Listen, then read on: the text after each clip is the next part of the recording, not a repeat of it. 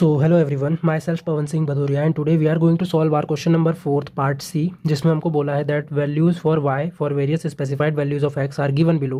Write an algorithm to fit a quadratic curve through the point.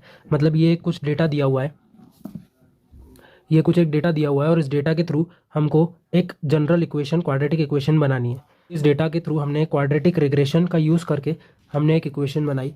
वो equation थी y is equals to 1.98 x square plus 3x plus 2.07।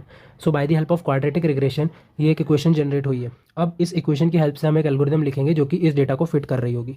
So algorithm क्या है? First step start, then एक loop चलाया i is equals to 0 to n।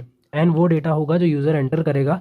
N में मतलब हम कितने नंबर ऑफ डेटाज एंटर कराने हैं। जैसे कि फॉर एग्जांपल इस क्वेश्चन में हमारे कितने डेटा है?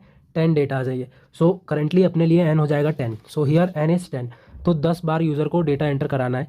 तो x0 x1 x2 ऐसे करके डेटा एंटर होगा, इस फॉर्मूले के अंदर पुट होता जाएगा। So for x0 y0 gets calculated, for x1 y1 get calculated. So इस तरीके से x10 तक या x9 तक वैल्यू जाएगी और y9 कैलकुलेट होता जाएगा। जब ये सब कैलकुलेट हो जाएगा then after we will print that.